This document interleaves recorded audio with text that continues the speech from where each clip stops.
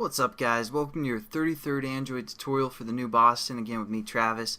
And what we're going to do in this tutorial is I'm going to introduce you guys to how to create a method within Java, because we're going to want to create some methods down the road. But basically this method that we're going to set up is just going to initialize all of our reference points from Java to the XML that we have set up here. So it's not really going to do anything new for our activity, but I just want to show you guys how we can set that up.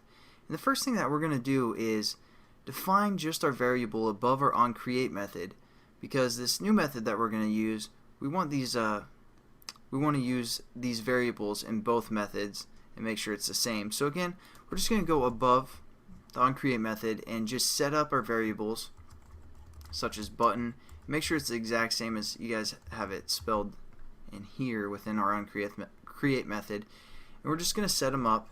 So we're going to say button, and we're going to create a button check command. Toggle button was pass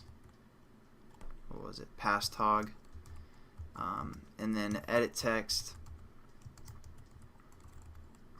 was input, and text view was called display. Now we're just going to delete basically the pre-identifier or the modifier and also the type, because we defined it up here. So basically the final is saying that it's going to be final within this method, since it's only used for one method, the onCreate method.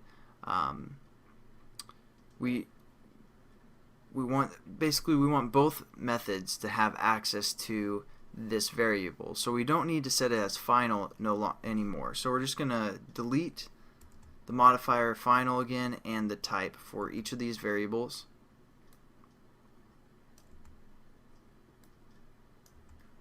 And it's pretty much going to do the same thing, but now what we want to do is create a method that's basically going to hold these four commands within there. So we're going to call this method whatever you guys want. Let's say like bacon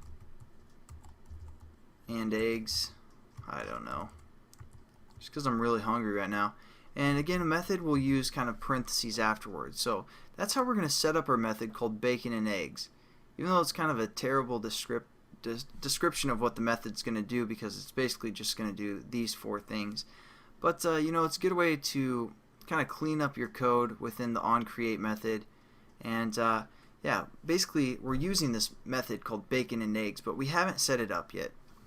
So an easy way to create a method would just be to hover over it in Eclipse, and it says create the method bacon and eggs. So we're going to click that, and as you guys notice, down at the very bottom, after our onCreate method closes, there's this new method called bacon and eggs, and it's private void. Again, void basically means it's just a method, and it's going to return, well, just think of it as just being a method for the most part, and private is going to say, you know, it's accessible to this class for the most part. So again, instead of public, we could have there as well.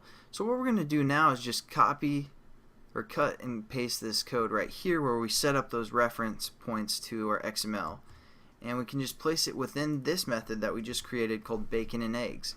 And now it's going to register all those basically bridges over to the XML. And so again, when our program starts, it's going to call this onCreate method, and then it's going to set the content view, and then it's going to be like, oh, bacon and eggs.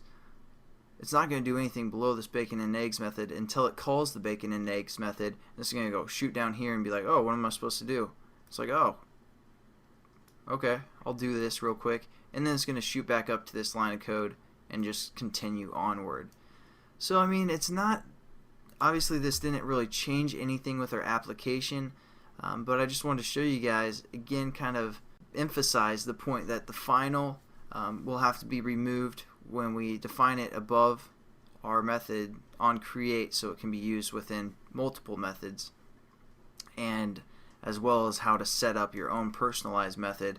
And then the next tutorial we're going to get into another thing that we can do with Java is called implementing. We can implement a class, and I'll show you what that does. So again, thanks for watching, guys, and have a good day.